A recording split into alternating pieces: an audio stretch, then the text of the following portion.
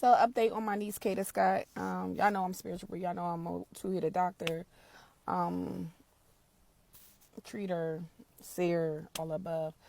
To give you an update, of course, this particular case that I solve unsolved cases all the time before it hits the authorities, the news, things of that sort, and people revert back to my page like, "Oh my gosh, you were right." Da da da da. Update on my niece. I don't want to say too many things that I know what is happening right now, based out of respect for the family. For me, I understand more better because of who I am and how I carry in the spirit world, things of that sort. Uh, I will tell you this: my niece is still in the area of between the job and the park. That's what I will tell you. I will tell you that there's three people involved. I would tell you that one person has dreadlocks. I would tell you that the job does know what something is going on with it. I will tell you that my niece got in a car to sit with the parties, and it wound up being a drive-off situation into an argument. It is not sexually that's involved. Before Kada Scott's body was found, a spiritual medium who claimed to be her aunt was telling the internet exactly where she was. But while spiritual predictions went viral, a college student in Maryland was hiding a darker secret. The killer had called her days before the murder, asking about his victim. And when the truth came out, the internet exploded. Welcome to true homicide crime. What you're about to hear will make you question everything: loyalty, silence, and the fine line between protecting yourself and letting evil win. If you're ready for the most controversial angle of the Kada Scott case, hit subscribe. Because this isn't just about murder. It's about the friend who got the call, the choice she made, and the online witch hunt that followed. October 4th, 2025. 23-year-old Kada Scott vanished from her workplace in Philadelphia. Her phone died at 10:24 p.m. Her car sat abandoned. For 2 weeks, the city searched desperately. But Kada was already dead, shot in the head and buried in a shallow grave behind an abandoned school. The killer? 21-year-old Keon King, a local pharmacist with a history of violence. But here's what nobody knew. Days before Kada disappeared, King made a phone call that would become the most controversial 29 seconds in Philadelphia true crime history. He called his friend Gabby, a college student in Maryland, and asked her one simple question: "Do you know Kada?" When Gabby's secret came out, social media turned into a courtroom. Accusations flew. Friendships shattered. And a young woman found herself at the center of a firestorm, accused of knowing something that could have saved Kada Scott's life. But did she? Let Gabby tell you herself. Hi, my name is Gabby, and I'm going to be discussing some of the misinformations that are going around in the internet regarding me and the Kada Scott situation.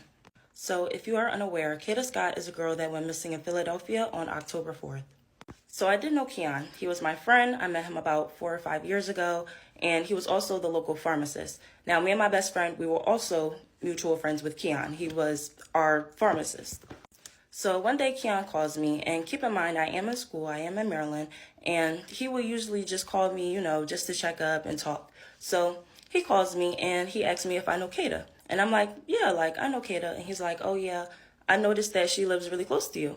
I'm like, yeah, she lived right in the back of me. And I'm not thinking nothing of it because he usually calls me and, we just be chatting. He'll call me about the people that be around because he is the pharmacist. I live in the neighborhood and he be in my neighborhood. So we hang up the phone and that was that. We were only on the phone for 29 seconds. So you can see that this is the day that he called me and this was before Kada went missing. And we were only on the phone for 29 seconds. Also, I know that his name says Elliot in my phone. That's just what we call him. So a couple of days after that, my best friend calls me and, we're just talking about life. And I mentioned to her how Keon brought up Kada to me. I'm not thinking nothing of it. I'm like, oh yeah, he was probably trying to flirt with her. He's probably trying to get at her. Mind you, me and my best friend, we know Kada because we grew up with her little sister. Now, we didn't know Kada personally because, again, we grew up with her little sister. We were around 12, 11 years old. Kada, she was much older than us, so we didn't really talk to her. So my best friend was like, oh yeah, he probably thought she was cute, and that was that. So right here is the day that I called my best friend and told her that, Keon was trying to get at Kada. This is before she went missing. So a couple days, maybe a week after that, it is reported on October 4th that Kada is missing. So keep in mind, I am in Maryland, so I'm not really into all the Philadelphia news that be going on. So I'm not knowing that Kada is missing until my best friend sends me a text and says that Kada is missing. So this is the day that my best friend tells me that Kada is missing on October 9th. So I'm in my friend's dorm and I call Keon, and it's a lot of music and a lot going on in the background. So I go somewhere that's quiet and I tell him, Keon, Kada is missing. Like, that girl, she's missing.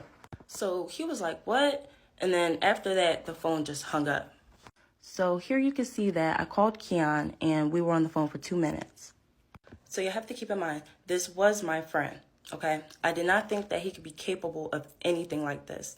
In my head, I'm just thinking, there's no way in the world he could have did something like this. There's no way in the world. So then a couple of days after that, my mom sends me a screenshot of Keon turning himself in for the kidnapping of Kada. So this is my mom sending me the article, and she was distraught to say the least. And I know she said that he was a random person, but she says this about all of my friends. So me and my best friend, we get on the phone and we're talking about the situation. We're just saying how this is just crazy. This is the call of me and her talking about it. Now, this is all happening around the time that I'm taking my midterms. So I'm really just trying to keep my head on the books. And I wasn't really trying to let this stress me out. So I kind of just let it go. You know, he turned himself in. It's not really much to say or do anymore. So a couple of days after that, me and my best friend get on the phone and we're basically just, talking about the Kada situation. And she says that she thinks that I should call the cops. So she was basically saying that she thinks that I should call the cops and tell them that Keon was, asking about Kada. Now, at the time in my head, I'm thinking that there was no reason to call the cops. He already turned himself in. And I felt like it would be kind of a waste of time to tell them that the guy that they already have in custody, called me and was asking about the girl. And me personally, I'm not a cop caller. Like, I don't call the cops. That's just the way that I grew up. That's what I was around. They will always tell me, you don't call the cops. So I just felt like, the information that I had and the fact that, I'm just not really a cop caller, it wouldn't make sense for me to call the cops. So then my best friend tells me, well, if you won't call the cops and tell them, then I will. And then she basically tells me that she doesn't want to be friends with me anymore because I won't call the cops. And I told her, that's completely fine. I just don't want any involvement. So then we hung up the phone, and then I believe she called me again with the police on the other line. So you can see, I told her, I'm sorry, I'm not talking to the cops. And yeah, now I can't see how this could be cruel, and I do take accountability for that. So then a couple of days later after that, I get sent a link on Instagram, and the link was basically my best friend going live, just talking about the situation, saying how I was weird for not going to the cops, and people in the comments were just coming up with their own narratives about the story. And it just got way out of hand and it just spiraled. So you can see somebody sent me the link of the live, and still to this day, I have not watched the full entire live. Then people just started asking, who is Gabby? What's the connection? And, she told people that I was in Maryland for school, and it was just a whole entire thing. So, of course, I was angry and I was confused because what is going on?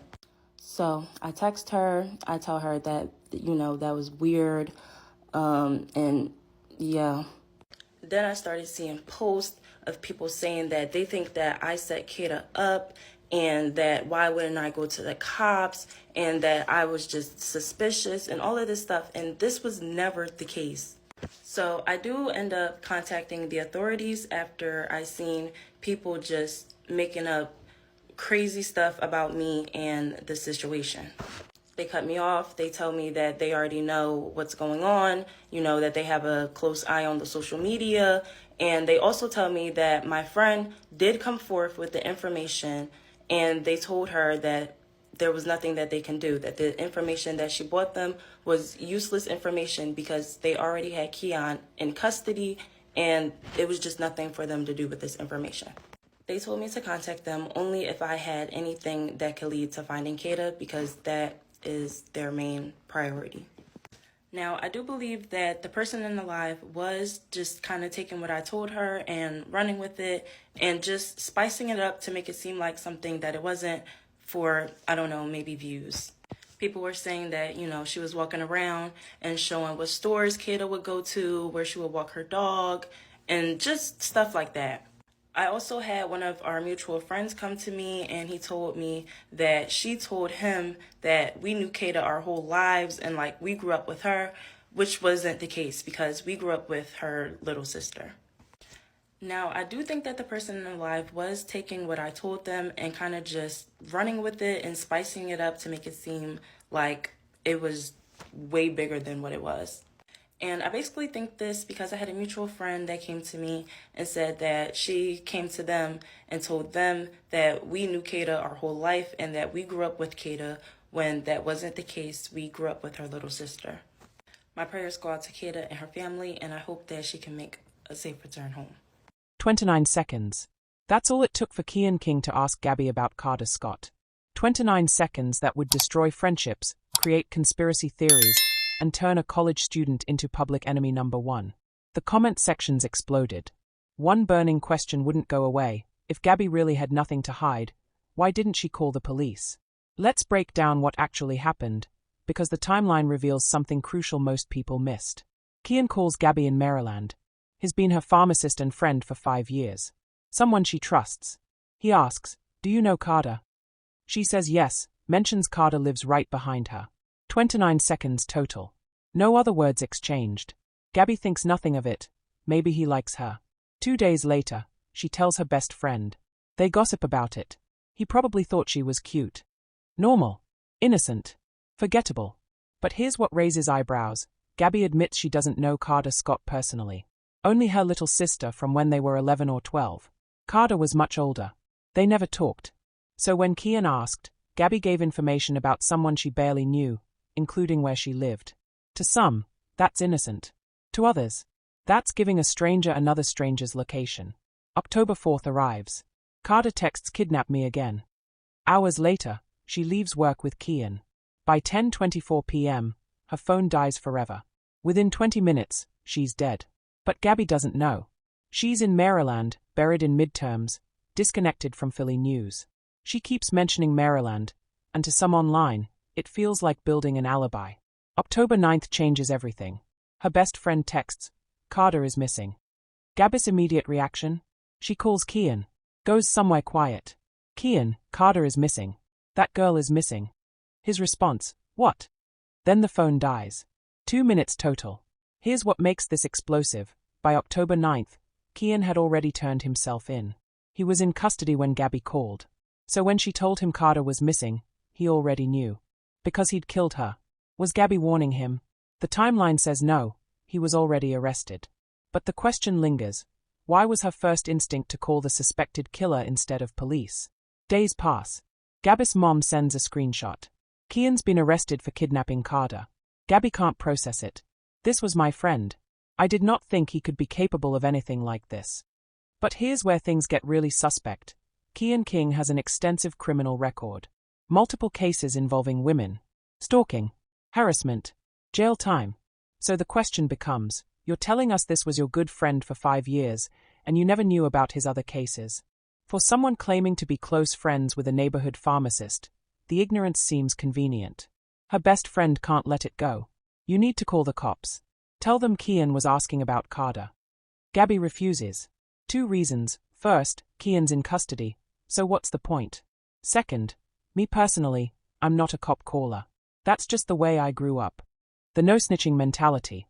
In black communities, it's not criminal solidarity, it's survival. Generations of over-policing, wrongful convictions, violence. Calling police can make you a target. For someone raised in this reality, cooperating with law enforcement isn't reflexive. It's complicated. Dangerous. But here's what doesn't sit right. You ran to TikTok to tell thousands of strangers, but you wouldn't tell police. You'll make a video explaining yourself to the internet, but you won't make a call that might help solve a murder? The logic doesn't logic. If you're truly not a cop caller, why explain yourself at all? The fact that she went public suggests she cared about reputation more than principles. Her best friend won't accept it. If you won't call, I will. Then, I don't want to be friends anymore because you won't call the cops. Gabby's response, that's fine. I just don't want any involvement. There it is. I don't want any involvement. But involvement found her when her friend called back with police on the line. Gabby's choice, I'm sorry, I'm not talking to the cops. She hangs up. Would you believe she refused to speak to police while a woman was missing? While her body could still be found alive potentially.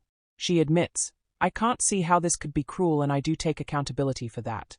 Days later, an Instagram link appears. Her ex-best friend is live, telling thousands of viewers everything. Walking around like a tour guide at a crime scene. Showing where Kada shopped, walked her dog. Who is Gabby? What's the connection? Why won't she talk to police?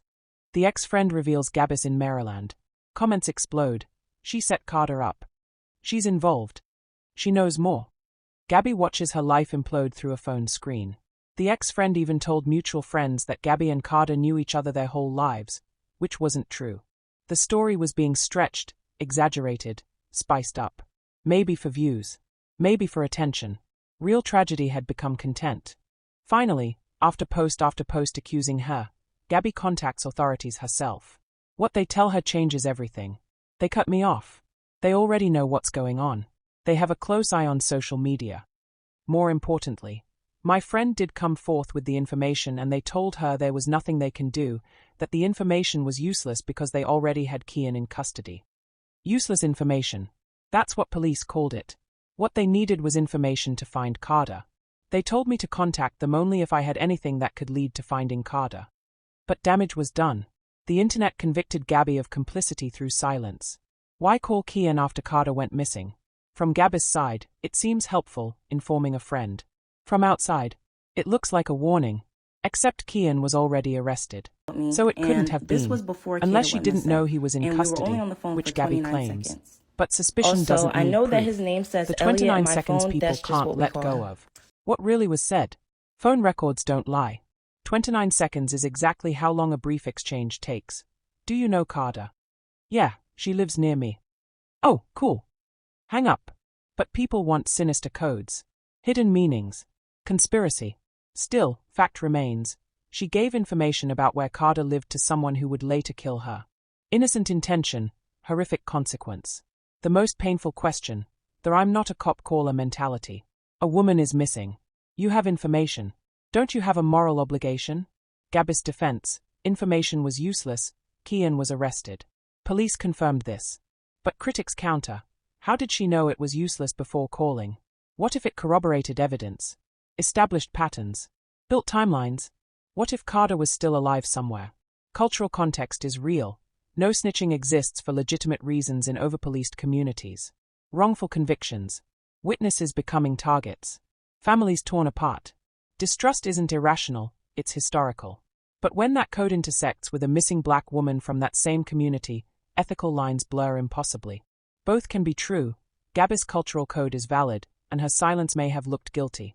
Or maybe it was exactly what it looked like, self-preservation at the cost of helping find a missing woman. When Gabby says I can't see how this could be cruel and I do take accountability, people hear confession.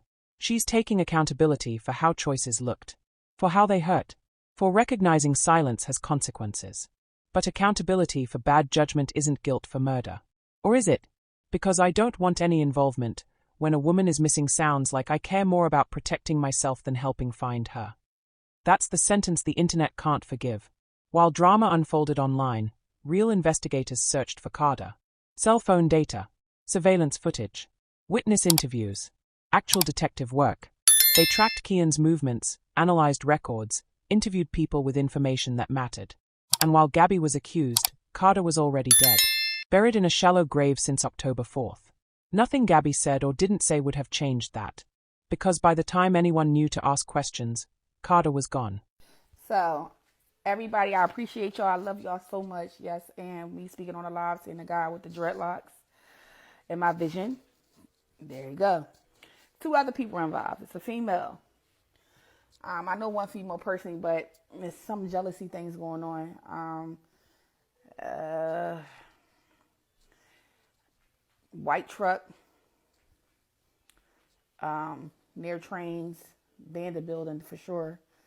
Aunt Bree's predictions went viral. Some details seemed accurate. Abandoned building where Kada was found, multiple people involved, getting into a car. Police are investigating accomplices, charging conspiracy. But others didn't match: dreadlocks, white truck, jealousy, claims about motivation. Were they psychic? Educated guesses, vague enough to fit anything. On October 19th, an anonymous tipster, not a psychic, not Gabby, not social media, gave police specific information. They told investigators exactly where to look. That tip brought Kada home.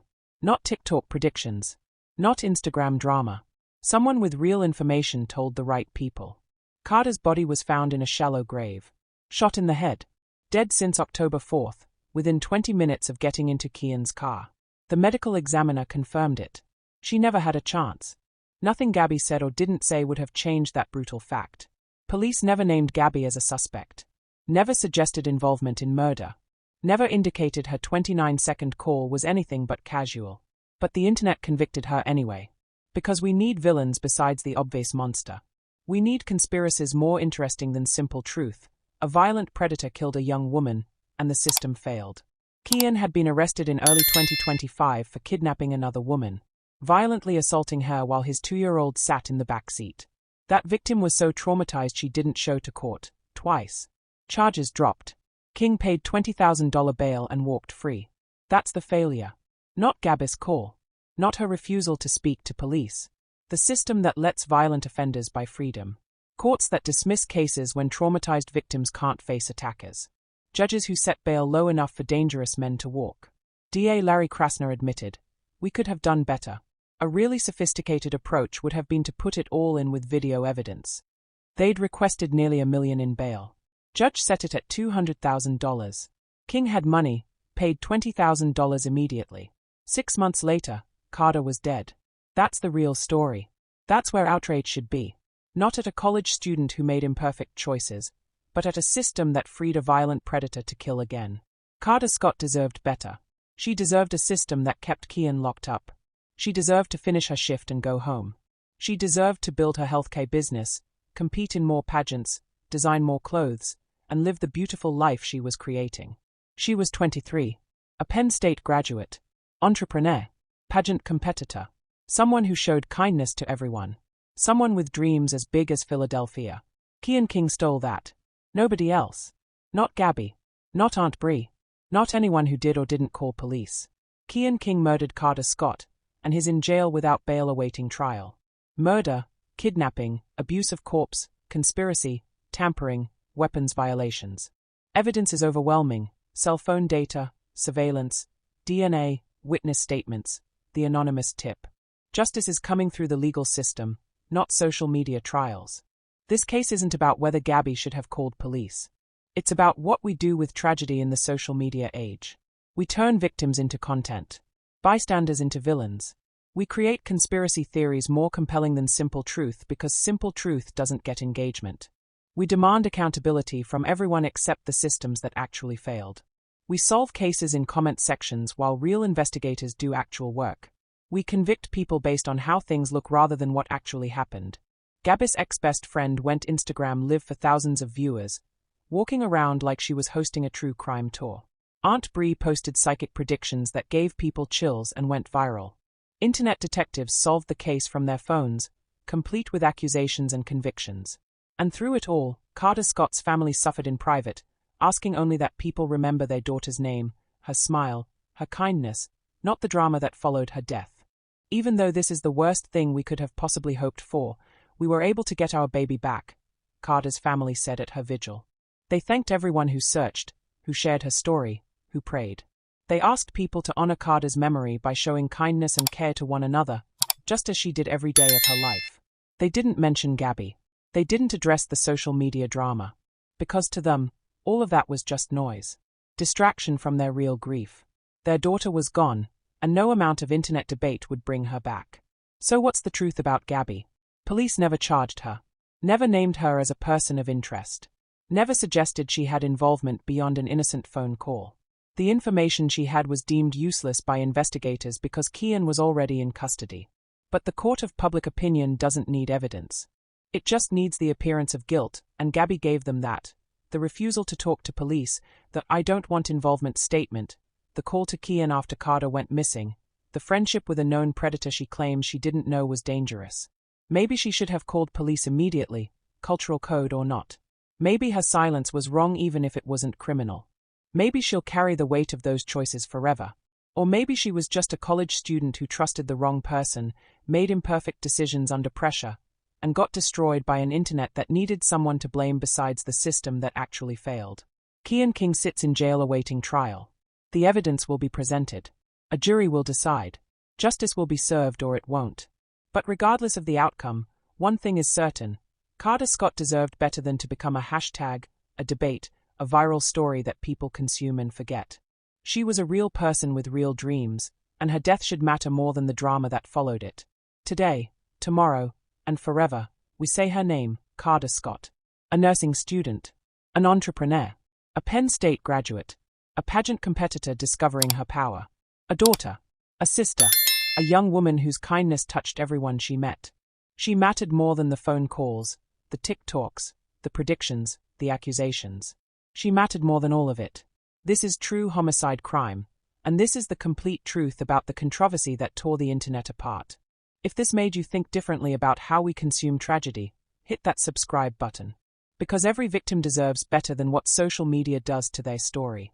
Every case deserves truth, not speculation. And every life deserves to be remembered for who they were, not how they died. Rest in peace, Kada. Your name will not be forgotten. Your story will continue to be told. And maybe, just maybe, your tragedy will force us to look at the real failures, the systems that free violent predators, the courts that dismiss cases, the bail that money can buy, the victims who are too traumatized to testify and get blamed for it. That's where the conversation should be. Not on Gabby's TikTok, but on the system that killed you by letting Keon King walk free. Justice is coming. The trial will happen. The truth will be told in a courtroom, not a comment section. And Kada Scott will finally get the justice she deserved from the moment she sent that haunting text, "Kidnap me again." Words that should have been a warning. Words that became her epitaph. Words that will haunt everyone who knew what was coming and couldn't stop it, or chose not to try.